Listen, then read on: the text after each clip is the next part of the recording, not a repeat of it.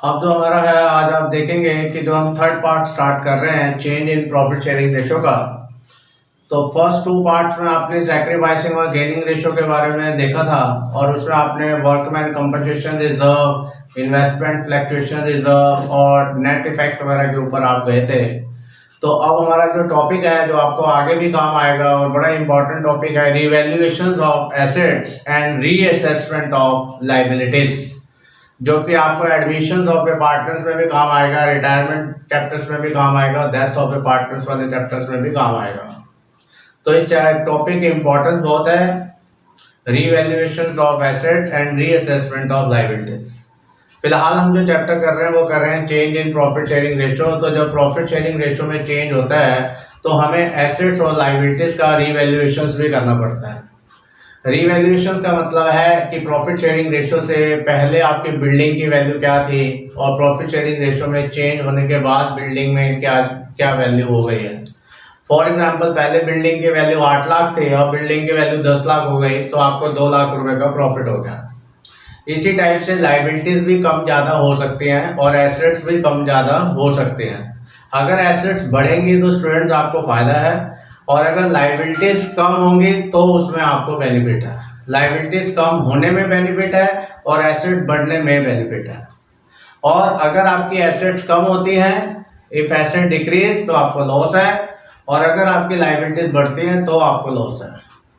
जब आपको लॉस होगा, आपने पिछले सेकंड पार्ट में भी देखा होगा कि अगर आपको कोई लॉस होता है तो वो आपने रिवैल्यूएशन को डेबिट करना है, और अगर आपको कोई प्रॉफिट होता है तो आपने रिवैल्यूएशन को क्रेडिट करना है। फॉर एग्जांपल, अगर आपकी कोई एसेट बढ़ रही है, फॉर एग्जांपल बिल्डिंग 8 लाख से 10 लाख की हो रही है, तो आपकी 2 लाख रुपए का आपको बेनिफिट हो रहा है, तो आपकी एंट्री क्या पास हो जाएगी। आप जानते हैं एसेट्स के डेबिट बैलेंस होते हैं, और एसेट्स को बढ़ाना हो तो उसको डेबिट करेंगे, यानी कि बिल्डिंग अकाउंट डेबिट टू रिवैल्यूएशंस। तो बिल्डिंग टू रिवैल्यूएशन होगा, क्योंकि बिल्डिंग आपकी बढ़ रही है और फायदा हो रहा है, तो रिवैल्यूएशन को आप क्रेडिट करेंगे। जब आप रिवैल्यूएशन अकाउंट बनाएंगे तो उसका जो नेचर होता है वो नॉमिनल होता है, उसको भी अभी हम डिस्कस करेंगे एंट्रीज के साथ। और अगर आपको लॉस होता है, अगर आपकी एसेट की वैल्यू कम हो रही है तो आपको लॉस है। मान लीजिए कि आपकी मशीनरी है वो 10 लाख से 7 लाख की हो जाती है, 7 लाख, तो आपको 3 लाख का लॉस हो रहा है। तो अगर लॉस हो रहा है तो revaluation account debit to machinery हो जाएगी, एंड वाइस वर्सा। तो ऐसे चलता जाएगा। इसको करने के अब 2 मेथड्स होते हैं स्टूडेंट्स। तो हम टॉपिक कर रहे हैं change in profit sharing ratio part 3। Topic बहुत इंपॉर्टेंट है, revaluation of assets and reassessment of liabilities. There are 2 method for revaluation of assets and liabilities. इस चैप्टर में आपके 2 मेथड, 2 तरह से क्वेश्चन को सॉल्व किया जा सकता है। मेथड नंबर 1 है when revised values are to be recorded in the books, और you can say prepare revaluation account. Revise value, जैसे आपकी बिल्डिंग 8 लाख से 10 लाख हो गई, इसको रिवाइज कहेंगे। तो आप जब नई बैलेंस शीट में दिखाएंगे तो 10 लाख से दिखाएंगे, 8 लाख से नहीं दिखाएंगे नई में, उसको हम रिवाइज वैल्यू कहते हैं। When revise values are not to be recorded, जब आप रिवाइज वैल्यू नहीं दिखाना चाहते, 8 लाख से 10 लाख तो हो गए, लेकिन आप 10 लाख पे नहीं दिखाना चाहते, 8 लाख पे ही दिखाना चाहते हैं, इसका मतलब ये होता है revaluation account not to be prepared. इसका मतलब आप रिवैल्यूएशन अकाउंट नहीं बनाना चाहते, तो उसके अंदर एक नेट इफेक्ट निकलता है, एडजस्टमेंट टेबल बनती है, वो अभी हम आपको बनाना सिखाएंगे। अब सबसे पहले method number 1 when revised values are to be recorded, यानी कि मेथड नंबर 1, आप नई बुक्स में नई वैल्यू दिखाना चाहते हैं। रिवाइज्ड वैल्यू का मतलब है नई बुक्स में, नई बुक्स का मतलब बैलेंस शीट, नई बैलेंस शीट में नई वैल्यूज दिखाना चाहते हैं, new. When assets and liabilities are to be recorded at their revised value, then revaluation of assets and liabilities is done with the help of an account title, उसका नाम दिया जाता है रिवैल्यूएशन अकाउंट। तो आप वहां पर रिवैल्यूएशन अकाउंट बनाएंगे, या उसका दूसरा नाम आप कह सकते हैं, जो कि ज्यादा फेमस नहीं है, वो नेम है profit and loss adjustment account. But इसका फेमस नेम जो है वो रिवैल्यूएशन अकाउंट है, और रिवैल्यूएशन का जो नेचर है वो नॉमिनल है। Okay students,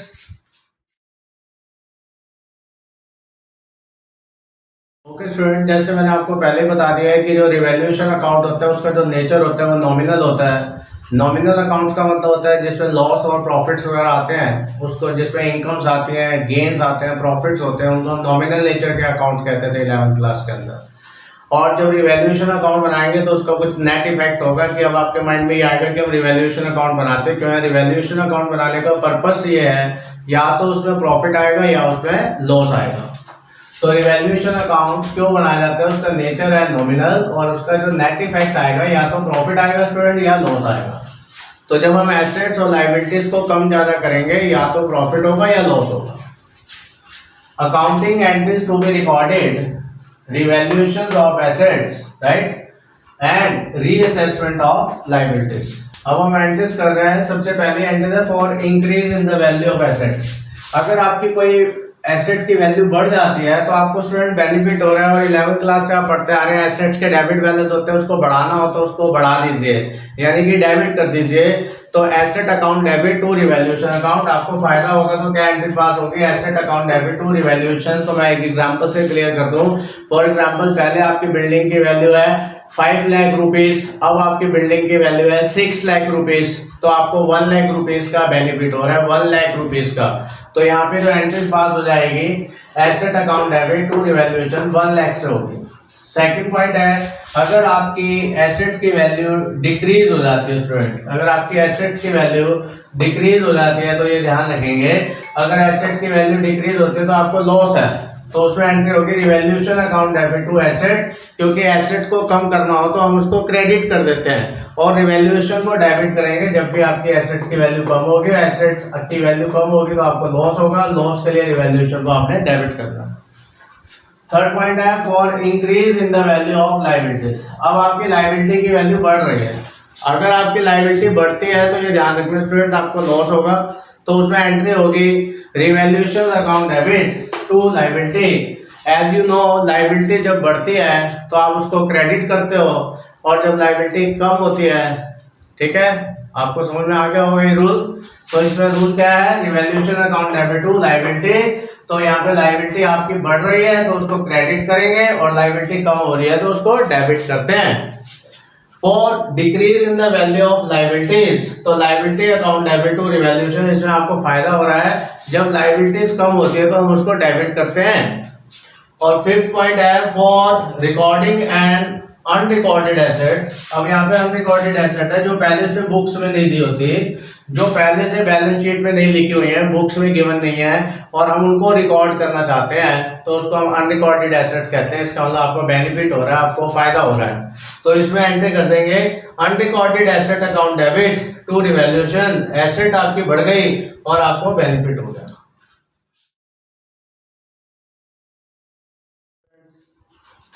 for recording and unrecorded liabilities. अब आपकी अगर अनरिकॉर्डेड लायबिलिटीज होती है जो पहले से रिकॉर्ड ना हो, अनरिकॉर्डेड लायबिलिटीज का मतलब होता है जो पहले से रिकॉर्ड ना हो, तो आपको लॉस हो रहा है, तो revaluation account debit to unrecorded liability, liability को बढ़ाना हो तो उसको क्रेडिट कर देंगे। तो इस तरह से स्टूडेंट आपकी 6 एंट्री हो सकते हैं, 6 टाइप्स की। या तो एसेट्स आपकी बढ़ेगी या आपकी एसेट्स कम हो गई, या आपकी लायबिलिटी बढ़ेगी या आपकी लायबिलिटी कम हो गई। 4 एंट्रीज हो गई। 5वीं एंट्रीज आपकी अनरिकॉर्डेड एसेट, 6 एंट्री आपकी अनरिकॉर्डेड लायबिलिटी। और ये जो 6 टाइप्स की एंट्रीज करने के बाद जो इसका रिजल्ट होगा, जैसे हमने बोला था कि रिवैल्यूएशन अकाउंट हम बनाते क्यों है, रिवैल्यूएशन अकाउंट बनाने का जो पर्पस होता है टू फाइंड आउट प्रॉफिट और लॉस। अब जब रिवैल्यूएशन अकाउंट को जब क्रॉस करते हैं तो वो आपकी 7th नंबर की एंट्री बनेगी। तो 7th नंबर की एंट्री में 2 पॉसिबिलिटी सामने आ सकते हैं, या तो जो फाइनल रिजल्ट है वो प्रॉफिट होगा या जो फाइनल रिजल्ट है वो लॉस होगा। ये प्रॉफिट और लॉस के लिए जो 7th एंट्री है वो आपको एग्जाम में रोकनी पड़ेगी। उससे पहले आपको एग्जाम में रिवैल्यूएशन अकाउंट बनाना पड़ेगा और रिवैल्यूएशन अकाउंट बनाकर आपका वहां से प्रॉफिट और लॉस आएगा और फिर आपकी 7th नंबर की एंट्री होगी। तो तब तक हम स्टूडेंट्स को चेक कर लेते हैं pro forma of revaluation account. Revaluation account की ये डेबिट साइड है, ये क्रेडिट साइड है। मैंने आपको पहले बोला ये नॉमिनल नेचर का स्टूडेंट्स होता है। अभी जो आपने एंट्रीज करी है तो मैं आपको बता दूं कि यहाँ पे आपको बेनिफिट होगा और यहाँ पर आपको लॉस होगा। अगर आपकी एसेट बढ़ रही है, जैसे आपने एंट्री पास करी थी, पोस्टिंग आपको आती है asset account debit to revaluation, revaluation credit हो रहा है तो एंट्री क्रेडिट में चली जाएगी। जैसे building account debit to revaluation, तो यहाँ पे बाय बिल्डिंग आ जाएगा। अगर आपको बेनिफिट हो रहा है, लायबिलिटी कम होगी तो वो भी यहाँ आएगी, बेनिफिट्स यहाँ आएंगे, अनरिकॉर्डेड एसेट्स भी इधर आएगी। टोटल आपकी 6 एंट्रीज हैं, 6 में से 3 एंट्रीज इधर आ गई हैं आपके पास। अगर एसेट कम होगी तो आपको लॉस होगा, अगर लायबिलिटी बढ़ेगी, ठीक है, तो वो भी आपके लिए लॉस है, अनरिकॉर्डेड लायबिलिटी भी आपके लिए लॉस है। तो जिन पॉइंट से आपको लॉस होगा वो आपके डेबिट में आएंगे। जैसे आपकी कोई एसेट कम हो रही है तो एंट्री क्या होगी, revaluation account debit to machinery, revaluation account debit to stock, ऐसे कोई एंट्री होगी। तो जब रिवैल्यूएशन डेबिट हो रहा है तो वो रिवैल्यूएशन के डेबिट में आएगी। तो 3 एंट्रीज 1 2 3। अब आपका जो फाइनल रिजल्ट है, अगर आपकी ये साइड बड़ी आए, अगर आपकी क्रेडिट साइड बड़ी आती है, जैसे आप 11th में to profit and loss account बनाते थे, तो to profit on revaluation transfer to partners capital account, जैसे 2 पार्टनर होंगे तो वो उनमें चला जाएगा, दोनों पार्टनर में, ए बी 3 पार्टनर होंगे तो तीनों पार्टनर्स में चला जाएगा। तो ये प्रॉफिट हो जाएगा। जैसे फॉर एग्जांपल यहाँ का टोटल है 10 लाख और फॉर एग्जांपल यहाँ का टोटल है 7 लाख, तो जो डिफरेंस है वो 3 लाख आ गया। अगर यहाँ का टोटल 10 लाख है, यहाँ का टोटल 7 लाख है, तो यहाँ पे 3 लाख आ गए। तो 3 लाख दोनों पार्टनर्स में बांट देंगे ओल्ड रेशो में। कौन सी रेशो में? ओल्ड रेशो में। ये ध्यान रखना है कि जो प्रॉफिट होगा वो आपको कौन सी रेशो में बांटना है? ओल्ड रेशो में बांटना है। ये चीज ध्यान रखना आपने, ओल्ड रेशो में, न्यू रेशो में नहीं, सैक्रिफाइसिंग में नहीं। और अगर आपकी ये साइड बड़ी आ जाती है तो यहाँ पे लॉस हो जाएगा, क्योंकि डेबिट साइड बड़ी है, debit side is greater than credit. तो by loss on revaluation transfer to partners capital account, तो कौन सी वाली रेशो में? वही ध्यान रखना है, ओल्ड रेशो में। इस चीज को ध्यान रखना है, न्यू रेशो में भी नहीं, सैक्रिफाइसिंग में भी नहीं, गेनिंग रेशो में भी नहीं स्टूडेंट्स। तो ओल्ड रेशो में आपने डिस्ट्रीब्यूट करना है। तो यहाँ से 7th नंबर की एंट्री आपकी निकलती है। 7th नंबर की एंट्री यहाँ से बनेगी, जिसको ये मैं रेड पेन से टिक कर रहा हूँ। तो ये जो है ये आपका फाइनल आंसर है, या तो प्रॉफिट या लॉस। और transfer of balance in revaluation account, अब जो रिवैल्यूएशन का आंसर है या तो प्रॉफिट होगा स्टूडेंट्स। प्रॉफिट कैसे होगा अब आपको पता चल गया है, when credit side is greater than debit side. ये साइड जो है ये इससे बड़ी है तो एंट्री होगी revaluation account debit to partners capital account old ratio. Next entry है when debit side is greater than credit side, it means loss. तो इसमें पार्टनर्स को नुकसान होगा, तो partners capital account debit to revaluation account, right.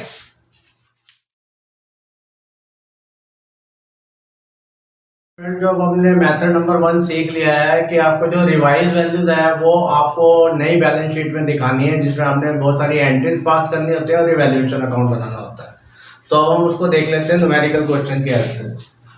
Anita and Babita are partners in a firm sharing profit losses in the ratio of 3:2। इनकी old ratio है। Their balance sheet on 31st March 2018।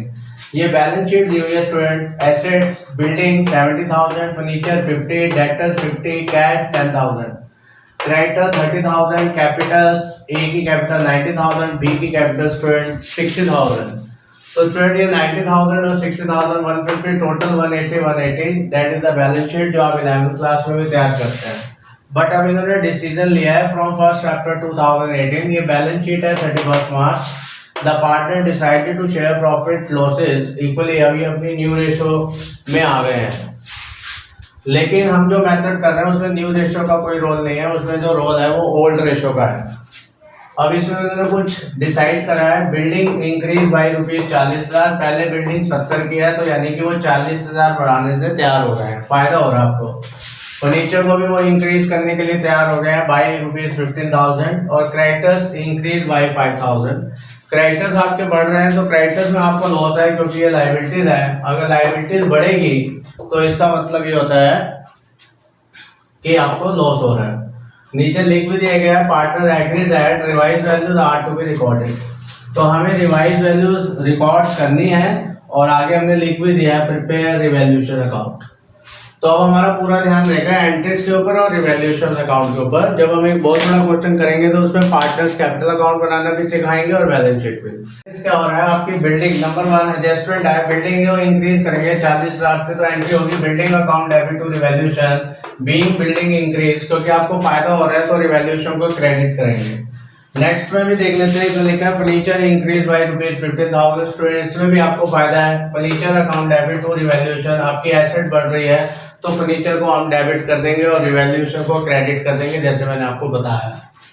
Next point के अंदर है creditors आपके increase किए गए, liability बढ़ रही है, इसमें आपको लॉस है तो revaluation account debit to creditors. Liabilities के जो होते हैं वो क्रेडिट बैलेंस होते हैं स्टूडेंट, और लाइबिलिटीज अगर बढ़ रही हो तो उसको क्रेडिट करते हैं और इसका मतलब आपको लॉस हो रहा है। ठीक है, अब हम इसके आगे चलते हैं।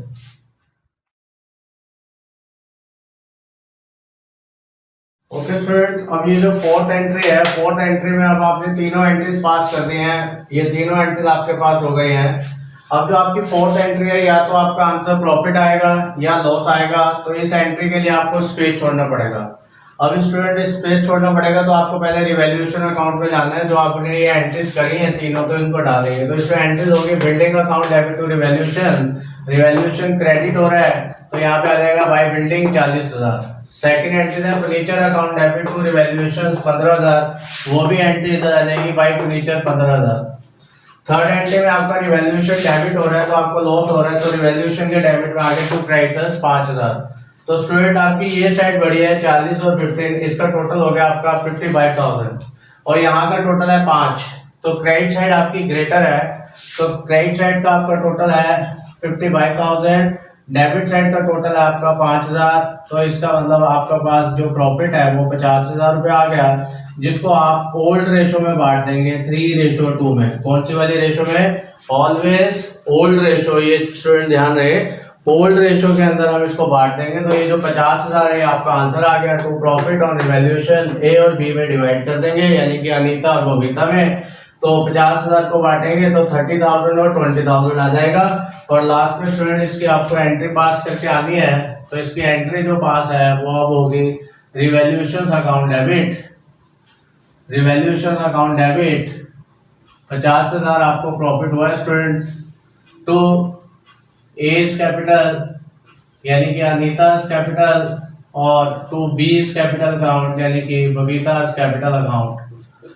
तो उन दोनों में आपको ये करना पड़ेगा और ये आपका रिवैल्यूएशन का प्रॉफिट आ गया, जो आपने 3:2 में डिवाइड कर दिया 50,000 को, 30,000, 20,000।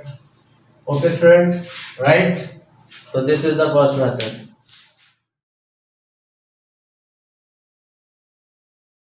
ओके स्टूडेंट्स, अब हम सेकंड मेथड करेंगे। पहला मेथड आपका ये था कि जो रिवैल्यूएशन अकाउंट हम बनाया करते थे, अब हम रिवैल्यूएशन अकाउंट नहीं बनाएंगे। जब हम रिवैल्यूएशन अकाउंट बनाते थे तो हम उसमें बहुत सारी एंट्रीज करते हैं और उसमें रिवैल्यूएशन अकाउंट भी बनाते हैं, तो उस मेथड का नाम आपको मालूम ही है, when revised values are to be shown in the new books. But अब हम जो मेथड आपके साथ डिस्कस कर रहे हैं उस मेथड का नाम है when revised values not to be shown. ठीक है, जब हम रिवाइज वैल्यू को शो नहीं करेंगे तो उसमें हम क्या करते हैं, एक सिंगल एडजस्टमेंट एंट्री पास कर देते हैं, सिंगल एडजस्टमेंट एंट्री।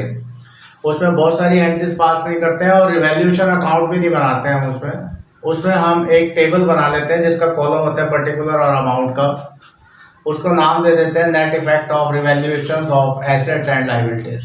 तो एक बार मैं आपके लिए दोबारा बता दूं, जो हमारे मेथड का नाम है वो है when revised values not to be shown. इसमें बहुत सारी एंट्रीज नहीं करेंगे, पहली बात, इसमें रिवैल्यूएशन अकाउंट नहीं बनाएंगे, तो फिर हम करेंगे क्या, इसमें एक ही एंट्री पास करेंगे और रिवैल्यूएशन अकाउंट की जगह एक टेबल बनाएंगे जिसके 2 कॉलम होंगे पर्टिकुलर और अमाउंट। जो चीज़ें आप रिवैल्यूएशन अकाउंट के डेबिट में डालते थे वो इस टेबल में हम उसको माइनस ट्रीट कर लेंगे, और जो आइटम्स आप क्रेडिट साइड पे डालते थे रिवैल्यूएशन अकाउंट के वो पॉजिटिव हो जाएंगे। जैसे for example value of building आपकी बढ़ रही है, तो वैल्यू ऑफ बिल्डिंग जब आपकी बढ़ती थी तो आप उसको क्रेडिट साइड पे डालते थे रिवैल्यूएशन अकाउंट के, तो अब हम इसको यहाँ पे पॉजिटिव ट्रीट कर लेंगे। तो अब उसको कैसे करना है वो देखते हैं स्टूडेंट्स। तो हमारे मेथड का नाम है when revised values are not to be shown. तो that is the word not to be shown, ये चीज आपने ध्यान रखनी है, नॉट टू बी शोन। तो not to be shown in the books, तो सिंगल एडजस्टमेंट एंट्री इसमें आप करेंगे the capital account of gaining partner and sacrificing partner is pass. तो इसमें जो आपने एडजस्टमेंट एंट्री सीखी हुई है वही पास होगी, gaining partner to sacrificing partners. The following steps, अब इसमें कुछ स्टेप्स हैं जो आपको मैं बता रहा हूं। जैसे आपको बताता है step number 1, calculate the net effect of revaluations. Of assets and liabilities. तो इसमें अभी मैं आपको बता रहा था, इसमें हम टेबल बनाते हैं। तो जब हम ये टेबल बनाएंगे पर्टिकुलर और amount, value of asset increase होगी तो ये पॉजिटिव है, वैल्यू ऑफ एसेट डिक्रीज होगी तो आपको लॉस है। ब्रैकेट लगा दिया, इसका मतलब ये है कि ये माइनस हो रहा है। वैल्यू ऑफ लायबिलिटीज अगर बढ़ रही है, अमाउंट ऑफ लायबिलिटीज बढ़ रहा है, जैसे क्रेडिटर 10,000 से 15,000 हो रहे हैं तो 5,000 आपको लॉस हो रहा है, 10 से 5,000 का आपको लॉस है। अमाउंट ऑफ लायबिलिटी डिक्रीज हो रहा है तो इसका मतलब आपको बेनिफिट हो रहा है। इसको हम प्लस माइनस करके देख लेंगे। अगर आंसर प्लस में आया तो वो प्रॉफिट है, और अगर नेगेटिव में आंसर आया तो लॉस है। Step number 2, calculations of gain and sacrificing shares of the partner. Partners की गेनिंग रेशियो और सैक्रिफाइसिंग रेशियो निकालते हैं, वो आपको आती है। सैक्रिफाइसिंग रेशियो का फॉर्मूला होता है old ratio minus new ratio. After that step number 3 अब हम करेंगे, calculate the share of gaining partner and sacrificing partners. Okay student,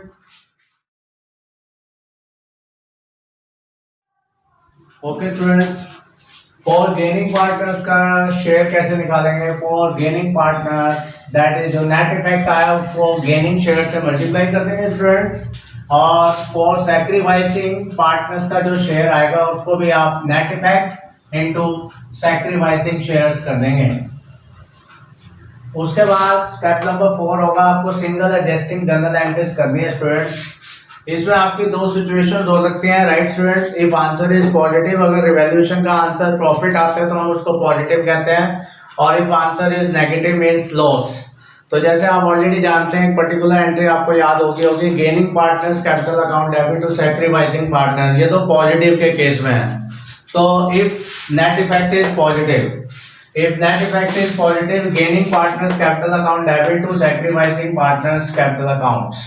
अगर आपका गेनिंग पार्टनर डेबिट होगा और सैक्री अगर पॉजिटिव रिजल्ट है तो स्टूडेंट ये ध्यान रखना है, एग्जाम में गलती हो जाती है। नेट इफेक्ट इज नेगेटिव तो sacrificing partners capital account debit to gaining partners capitals account, right.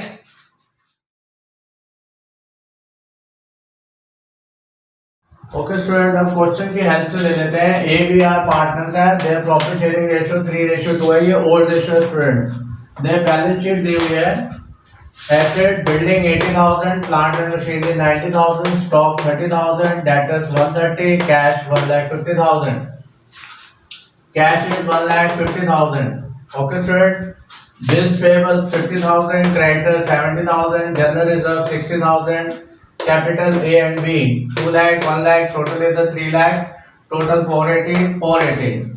अब स्टूडेंट डिसीजन लिया है फ्रॉम 1 अप्रैल 2019, यहाँ पे जो डेट है वो 31 मार्च 2019 है। 1 अप्रैल 2019 से इन्होंने डिसीजन लिया है, the partner decided to share profit in the ratio of 2:1। अब इनकी जो प्रॉफिट शेयरिंग रेशियो है वो 2:1 है, न्यू रेशियो। इसके लिए उन्होंने क्या डिसाइड कर रहे हैं, creditors amounting ₹3,000 no longer required to be paid. Creditors के 3,000 रुपए थे जो अब आपको देने ही नहीं है, आपको फायदा हो गया। Building should be revalued at ₹1,20,000। पहले जो बिल्डिंग है आपके ऊपर 80,000 है, और यहाँ पे जो बिल्डिंग है वो 120 की है। 40,000 का आपको बिल्डिंग इज ₹1,20,000, और आपकी जो बिल्डिंग है ऊपर वो 80,000 की है, तो आपको 40,000 का प्रॉफिट हो गया। Provision 10% to be made on debtor for bad and doubtful debt. तो 10% आपको डाउटफुल डेट्स का बनाना है, तो 10% आप डेटर्स का बनाएंगे। 1,30,000 का 10% 13,000 है, तो 13,000 आपका लॉस हो जाएगा क्योंकि आपने प्रोविजन बनाना है डेटर्स पे। और लास्ट पॉइंट है, फाइंड प्रॉफिट और loss on revaluation but without opening the revaluation account, यानी कि वो रिवाइज वैल्यू नहीं चाहता है, और you can say revise value not to be shown in the books. Okay student,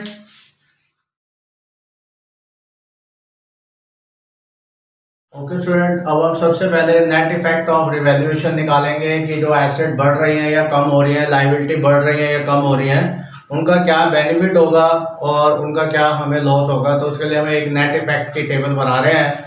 जैसे आपने क्वेश्चन को देख लिया है, और उस क्वेश्चन की हेल्प से अब हम चलेंगे कि क्रेडिटर्स में क्या हो रहा है। तो जैसे क्वेश्चन में नीचे एडजस्टमेंट में आपको दिया हुआ है कि क्रेडिटर्स जो है वो आपके नेट इफेक्ट निकालेंगे। तो पहला है क्रेडिटर्स डिक्रीज हो रहे हैं स्टूडेंट, क्रेडिटर 3000 से डिक्रीज हो रहे हैं, क्वेश्चन में लिखा हुआ है एडजस्टमेंट में, तो आपको बेनिफिट है। और बिल्डिंग जो है वो इंक्रीज हो रही है 40,000 से, इसमें भी आपका बेनिफिट है। And provision for bad debts, यानी कि आपके पास जो डेटर्स दे रखे हुए हैं, तो डेटर्स आपके पास जो स्टूडेंट है वो 1,30,000 है। तो 1,30,000 का अगर आप 10% निकालेंगे, जैसे एज क्वेश्चन में गिवन है, तो 1,30,000 का 10% 13,000, ये लॉस होता है प्रोविजन फॉर डाउटफुल डेट्स। तो ये दोनों पॉजिटिव है। 43 में से 13 माइनस करेंगे तो आपका जो आंसर है स्टूडेंट वो 30,000 है। तो नेट इफेक्ट जो आया प्रॉफिट ऑन रिवैल्यूएशन वो 30,000 है। अब 30,000 को हमने गेनिंग रेशियो और सैक्रिफाइसिंग रेशियो में बांटना है स्टूडेंट्स। तो calculation of sacrifice shares and gaining share, sacrificing ratio का जो फॉर्मूला होता है वो होता है ओल्ड माइनस न्यू शेयर। तो ए का था 3/5 ओल्ड शेयर, न्यू शेयर है 2/3, तो उसमें से करेंगे तो ये नेगेटिव में आ रहा है तो गेन हो जाएगा। ऐसे बी का करेंगे 2/5 ओल्ड शेयर है, क्योंकि इनकी ओल्ड रेशियो जो है वो 2 रेशियो थी, 2/5, न्यू रेशियो 1/3, तो दैट मीन 1/15 पॉजिटिव आया तो ये सैक्रिफाइस है। अगर नेगेटिव में आएगा तो गेन है। तो रिवैल्यूएशन प्रॉफिट आपके पास जो है वो 30,000 है। अब हमने 30,000 को यहाँ दिखा रहे हैं, ए हैज गेन्ड 30,000 इंटू 1/15, 2,000 आ गया। तो यहाँ पे 1/15 से ए गेन कर रहा है और जो बी है वो सैक्रिफाइस कर रहा है स्टूडेंट्स। तो B has sacrifice 30,000 into 1/15, 2,000। Sacrifice always equal to gaining and gaining always equal to sacrificing. Okay student, अब हम एंट्रीज पास कर देंगे, एडजस्टिंग एंट्रीज। तो इसमें जो तो इसमें स्टूडेंट जो आपका गेन कर रहा है वो जो आपका है वो ए है, सॉरी। तो इसमें ए पार्टनर जो है वो आपका गेन कर रहा है और बी जो है वो आपका सैक्रिफाइस कर रहा है। तो इसका मतलब आपकी एंट्री में यहाँ चेंज आ जाएगा, ए गेन कर रहा है, gaining partners debit to sacrificing partners, because result is positive. Revaluation profit A gain कर रहा है तो A is capital account debit और बी सैक्रिफाइस कर रहे हैं यहाँ पर। तो एंट्रीज हो जाएगी, A is capital account debit to B is capital account 2,000 and general reserve आपको बैलेंस शीट में दिया हुआ था, उसके बारे में कुछ नहीं बताया हुआ। तो जनरल रिजर्व को आपने पार्टनर में डिस्ट्रीब्यूट कर देना है ओल्ड रेशियो में। तो general reserve account debit 60,000 to A is capital account to B is capital account, हमेशा ओल्ड रेशियो में करना है। 60,000 को 3:2 में बांट देंगे, 36,000, 24,000। ओके स्टूडेंट, टॉपिक क्लियर हो गया होगा। आज का टॉपिक आपको उसमें आप देखिएगा और उसको शेयर कीजिए, सब्सक्राइब कीजिए और लाइक कीजिए।